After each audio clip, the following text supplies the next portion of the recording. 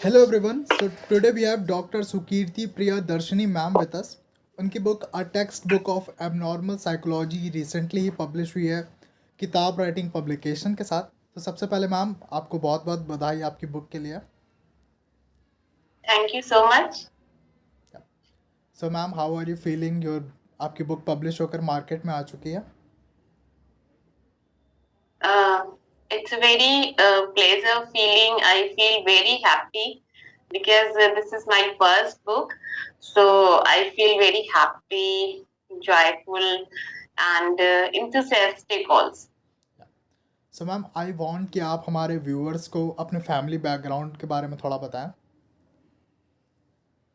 My husband is also an associate professor at university, Okay. and he is all continuously motivating me to writing the books and research paper. Suddenly, I get the SGS publication, and it is very supported for me to publish my book. So I thank you so much for SGS publication for publishing my book. So ma'am आपके family और friends का first reaction क्या था जब उन्हें पता चला कि आपकी बुक पब्लिश होने वाली है। They are very happy. They were greet me, wish me because they thought कि हाँ it should be a great idea to convert your ideas and thoughts into books. So they wished me a lot. All right ma'am. So ma'am आपकी book का cover भी काफ़ी unique है। सो आपको idea कहाँ से आया ऐसे बुक कवर का। Because it is abnormal psychology to relate it.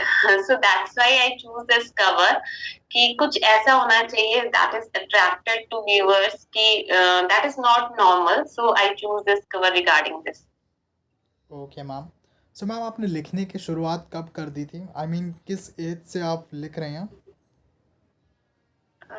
Till अक्टूबर 2022 से लिखना स्टार्ट किया था बुक का। वैसे तो रिसर्च पेपर्स वगैरह लिखती रहती हूँ, बट बुक मैंने लास्ट ईयर से start. Okay ma'am. So ma'am आपका शेड्यूल क्या रहता है बुक लिखने के टाइम, मतलब आप जब जिस टाइम पे ये बुक लिख रही थी तब आपका क्या शेड्यूल था, क्या आप डेली बेसिस पर राइटिंग करते थे। No, it's not possible for me because my job is too hectic. So I'm writing only Sunday to Sunday. Okay ma'am. So ma'am आप एक अब ऑथर भी बन गई हैं, साथ में जॉब भी कर रही हैं, तो मैं चाहूँगा कि आप कुछ हमारे व्यूअर्स के साथ टिप्स शेयर कर दें जिससे कि वो अपने सारे काम मैनेज करके चल सकें।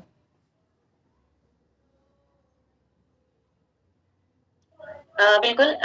आजकल इतना भी टफ नहीं होता है अगर हमें एक रूम भी मिल जाए अपने थॉट्स को कंसाइन करने का, तो बहुत ही अच्छा वे होता है अगर हम थोड़ा थोड़ा भी लेके चलते हैं, नॉट होल कि हमें सपोज दैट मेरी जो फर्स्ट बुक है it is not more than 150 pages.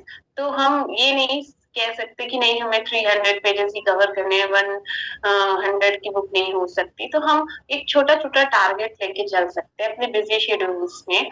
छोटी छोटी चीजों को वीकली डिवाइड कर सकते हैं अगर बहुत बिजी हैं। अगर हमें रात में टाइम मिलता है तो हम वहां पे टाइम अपना डिवाइड करके थोड़ा थोड़ा भी कंपाइल करेंगे तो हम उसके एंड तक पहुंच जा सकते हैं अगर टाइम मैनेजमेंट करते हैं ऐसे। Otherwise it's hectic for anyone to write a book for 200 300 pages in a very short period of time. So I think कि periods को continuous divide करना चाहिए time period। All right ma'am. So ma'am हमारे viewers को आपकी इस book में a text book of abnormal psychology में और क्या क्या पढ़ने को मिलेगा, थोड़ा डिस्क्राइब कर दीजिए। This is actually a textbook because it is benefited to the students. So इसके अलावा भी students actually students के पर्पस से ही मेरा मेन मोटो था कि मैं ये स्टूडेंट के पर्पस से लिखूं।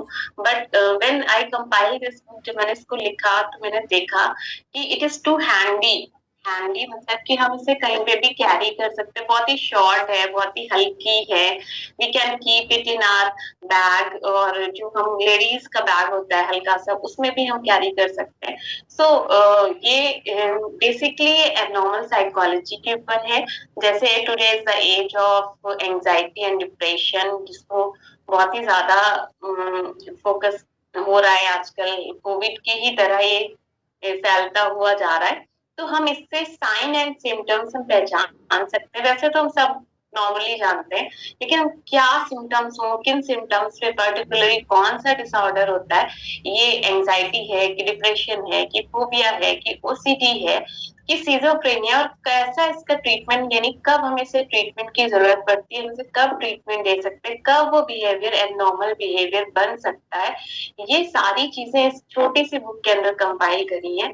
और ये एक जनरल इंडिविजुअल, यानी जो सामान्य हम सब हैं, उनको भी ये पढ़नी चाहिए, बिकॉज हम सबको इसकी नॉलेज होनी चाहिए। तो बहुत ही इजी लैंग्वेज में, language is also very easy, बहुत ही शॉर्ट शॉर्ट लिखा हुआ है, बहुत ही सिंपल सिम्टम्स दिखाए गए हैं कि नॉट मेडिकल टर्म्स, वो जो हम जान सकते हैं कि हाँ, ये ऐसा सिम्टम्स हो सकता है। सपोज स्लीप में इंसोमिया कहते हैं स्लीप नहीं आने को, तो यहाँ पे वो वर्ड ना यूज करके लेस स्लीप कर दिया, तो हम इन सारी चीजें बहुत ही इजीली समझ जाते हैं। और टेक्स्ट बुक इसलिए है कि I have added the question on the after each chapter, so this is a textbook for especially for students, so that they can get idea for the questions what they are coming in their exams, तो ये भी उनके लिए भी benefit है, as well as for the any normal population, जो कि ये जानना चाहते हैं कि कैसा होता है नॉर्मल बिहेवियर,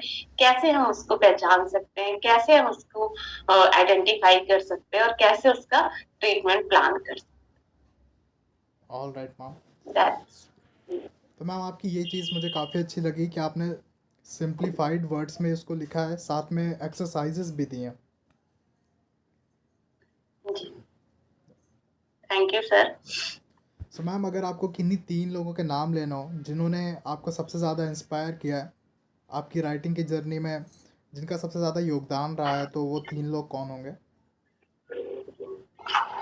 सर बेसिकली मेरे हस्बैंड इज वेरी मोटिवेटिव, अगर बात करें तो बहुत ज्यादा मोटिवेट करते हैं हर चीजों के लिए, तो हस्बैंड पहले। सेकंड नंबर मेरे 2 किड्स हैं छोटे छोटे, तो वो जो अपना टाइम मेरे साथ स्पेंड करने के लिए जो बचा हुआ टाइम मुझे देते हैं, तो they are also motivated, and other factors are god, पहला, जो जिस ईश्वर की कृपा से, जिस की कृपा से हमारे अंदर ये विचार आते हैं, जिनकी वजह से हम ये सब चीजें कर सकते हैं, तो वो हमारा last and least not least factor है। ईश्वरी प्रेरणा भी बहुत जरूरी होती है। जी। सो मैम आपकी फेवरेट बुक और फेवरेट ऑथर कौन है? वैसे तो मैं साइकोलॉजी से हूँ, लेकिन मुझे हिंदी के हरिवंश राय बच्चन और अटल बिहारी जी की कविताएं बहुत पसंद हैं, और वो बहुत ही मोटिवेटेड हैं। हम किसी भी लाइफ सिचुएशंस में हों तो वो हमें मोटिवेट करती हैं, तो उनसे मैं काफी मोटिवेटेड या पसंद जिसे कहें कि मेरे जो है फेवरेट लेखक है, ऑथर है। Okay ma'am. सो मैम आपने एक सब्जेक्ट बुक पर लिखना शुरू किया है, देन मैं चाहूँगा कि आप 10 साल बाद खुद को कहाँ देखना चाहेंगी? 10 साल बाद का जो मेरा वो है, तो मैं चाहूंगी मैं कंटिन्यूस लिखती रहूं। इस समय भी मैं लिख ही रही हूँ, अबाउट टू फिनिश हो रही है एक बुक, और 10 साल तक तो मैं 100 का टारगेट, मिनिमम 100 का टारगेट रखती हूँ, जिससे कि अपने रीडर्स को, अपने पॉपुलेशन जो हमारी देखा जाए स्टूडेंट पॉपुलेशन है, उसको बेनिफिट मिल सके। इस एम के साथ 100 बुक का टारगेट लेके चल रही हूँ। Okay ma'am. किताब राइटिंग पब्लिकेशन विश करेगा कि आपका ये टारगेट जल्द से जल्द पूरा हो जाए।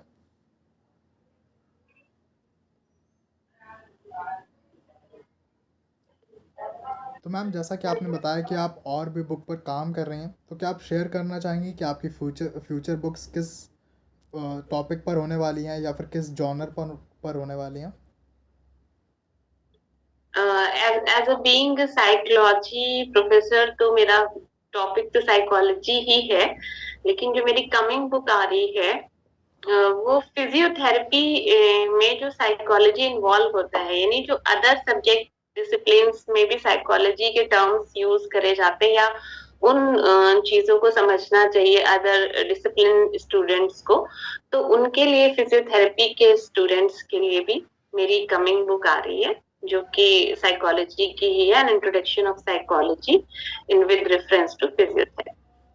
Okay ma'am, very interesting. So ma'am, मैं चाहूँगा कि आप साइकोलॉजी से रिलेटेड कुछ बातें हमारे व्यूअर्स के साथ शेयर कर दें जो डेली लाइफ में उनके काम आ सकें। आज का जो सिनारियो है उस सिनारियो में साइकोलॉजी बिल्कुल कॉमन हो गया है और बहुत ही जिसको कहते हैं कि बहुत ही इसेंशियल है कि everyone should know about the psychology। तो साइकोलॉजी जनरली अगर हम बात करें तो लोग सोचते हैं कि लोगों के मन की बात जान ली, नहीं, इतना ही नहीं, it is a very broad term. जहाँ हमारी बात होती है मन की, जहाँ हमारी बात होती है बिहेवियर की, जहाँ हमारी बात होती है थॉट्स की, हर वो जगह साइकोलॉजी आता है। तो मैं ये कहना चाहूंगी, जैसे आजकल फ्रीक्वेंटली डिसऑर्डर्स बढ़ते जा रहे हैं, मतलब डिप्रेशन है कॉमन हो गया, बिल्कुल एंजाइटी है बिल्कुल कॉमन हो गई है, ओसीडी और फोबिया का तो क्या कहना, हर घर में आपको एक ओसीडी और फोबिया मिल जाएगा। तो उसके लिए हमें अवेयर रहना है, अवेयर उसको हमें एज अ नॉर्मल ट्रीट करना है, जैसे नॉर्मल इन द सेंस कि जैसे हमारे को फीवर भी आता है तो हम कहीं ना कहीं उसके ट्रीटमेंट के लिए प्लान करते हैं, डॉक्टर से कंसल्ट करते हैं, जाते हैं दिखाते हैं, वैसे ही हमें इन डिसऑर्डर्स को लेकर भी कुछ ना कुछ प्लान करना है कि जो बंदा सफर कर रहा है उसका ये नेचर नहीं है। जनरली हम सब छोड़ देते हैं कि इसका तो ये नेचर हो गया, ये तो ऐसी टेंशन करता है, इसको तो डिप्रेशन में रहने की आदत ही पड़ गई। लेकिन ऐसा ना करके बल्कि हम उसके ट्रीटमेंट की तरफ अगर जाएं तो हम उस बंदे के साथ भी अच्छा कर सकते हैं, और एक ये हमारी सोसाइटी के लिए भी बहुत ही अच्छा प्लेटफॉर्म होगा कि अगर हम उसको प्रॉपर ट्रीटमेंट दे सके और उसके साथ एक प्रॉपर बिहेवियर कर सके। क्या होता है कि हम उसको नेग्लेक्ट करते हैं, अवॉइड करते हैं, जो कि उसको और बढ़ा देता है, उसकी सीवियरिटी को और बढ़ा देता है, उसकी जो मतलब जो क्लाइंट जो सफर कर रहा है डिप्रेशन से, उसको जहां हमने इग्नोर करना शुरू किया, अवॉइड करना शुरू किया और उसको और ताने मारने शुरू कर दिए। जनरली जैसा होता है कि तुम तो ऐसे ही हो, तुम तो ऐसे ही कर सकते हो, तुम्हें तो कुछ नहीं आता, तुम तो जिंदगी भर ऐसे ही रहोगे। तो क्या होता है कि उससे उसकी चीजें और बढ़ जाती हैं कम ना होने की वजह से। तो हमें जो है इन सारी चीजों को ध्यान में रखते हुए उसको प्रॉपर गाइडेंस काउंसलिंग खुद नहीं कर सकते अगर हमें, क्योंकि घर की मुर्गी एक तरह से देखा जाए दाल बराबर होती, माँ बाप या आपके घर पे कोई भी अच्छा बंदा आपको अच्छी सजेशंस देगा पर वो आपको अच्छी नहीं लगेंगी, दैट इज ट्रू। घर की मुर्गी दाल बराबर वो जो है। लेकिन अगर हम उसी चीज को उसको बाहर से गाइडेंस प्रोवाइड कराते हैं तो वो कहीं ना कहीं उसको बेनिफिट करता ही करता है। तो मैं ये चाहूंगी कि जो भी मेरे व्यूअर्स हैं, जो भी जितने भी रीडर्स हैं, वो इन सारी चीजों को लेकर अवेयर रहें और इसको कम करने के लिए एक तरह से we should promise to ourselves कि हाँ, अगर मुझे ऐसा बंदा कहीं भी सोसाइटी में दिखता है तो उसको प्रॉपर गाइडेंस दें और उसको प्रॉपर एक वे दिखाएं, एक राह दिखाएं, जिससे कि उसका जो वो है फीवर एक तरह से कहा जाए, एक तरह से ये माइंड का रिलेटेड टर्मिनोलॉजी है, वो भी उसकी कम हो सके, उसकी सीरियरिटी कम हो सके। ओके मैम, तो मैम आप इस इंटरव्यू के थ्रू क्या और मैसेज देना चाहेंगी? मैं इस इंटरव्यू के थ्रू व्यूअर्स को ये मैसेज देना चाहती हूँ कि पहले तो बिकॉज ऑफ माय बुक की बुक को रीड करें और जरूर उनको पसंद आएगी और उनकी नॉलेज में इंक्रीजमेंट होगा। Sure they will get more knowledge about the psychology, especially the disorders. And the second, मैं अपने व्यूअर्स को कहना चाहूंगी कि प्लीज spread the message कि जो डिसऑर्डर्स होते हैं जैसे कि एंजाइटी, डिप्रेशन, ये कोई बुरी बात नहीं है। जैसे कि हमारे नॉर्मल फीवर होता है, टाइफाइड होता है, मलेरिया होता है, वैसे ही ये भी होना एक लाजमी है आज के सिनारियो में, टेक्निकल एज जो जिस तरह का चल रहा है। तो उसके लिए प्रॉपर अवेयर अवेयर रहें और उसके ट्रीटमेंट के लिए अवेयर करें और खुद भी आगे बढ़ के आए, जो कि आज अभी भी नहीं हो रहा है। हम पीछे हट जाते हैं, हम कहीं ना कहीं उन चीजों को छुपा ले जाते हैं। तो ये ऐसा ना करके हम उन चीजों को प्रॉपर गाइड करें और प्रॉपर वे में उसको टैकल करें। ये मेरा व्यूअर से कहना। Okay ma'am. तो मैम आपका ओवरऑल एक्सपीरियंस कैसा रहा किताब राइटिंग पब्लिकेशन के साथ? मेरा एक्सपीरियंस बहुत अच्छा रहा, वेरी नाइस एक्सपीरियंस। बहुत ही शॉर्ट पीरियड ऑफ टाइम में उन्होंने मेरी बुक पब्लिश करी। और जो भी डिले हुआ या होता है वो मेरी तरफ से होता है कि हाँ मैम चेक करके दे दीजिए या फिर ऐसा। अदरवाइज मेरा एक्सपीरियंस बहुत अच्छा रहा Kitab writing publication, and I really thankful to Kitab writing publication, STS publication. All right ma'am.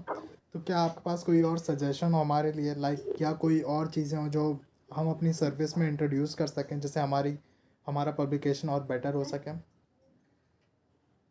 कुछ अमेज़न के पार्ट में थोड़ा-सा इश्यू आया था। जैसे उन्होंने लेट डिलीवरी करी, जिसकी वज़ह से मतलब जो रीडर्स होते हैं, वो होता है कि 1 मंथ में बुक आ रही है या 20 डेज़ बाद आ रही है, तो थोड़ा-सा पीछे हट जाते हैं।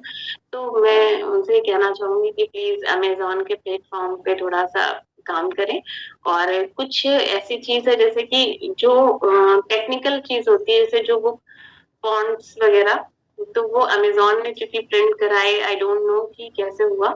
तो वो टेक्निकल इश्यूज़ भी थोड़ा-सा कंसीडर करें तो एसजीएस पब्लिकेशन और भी बेहतर हो जाएगा। ये मेरा विश है और मेरी। श्योर मैम, हम डेफिनेटली इस पर काम करेंगे।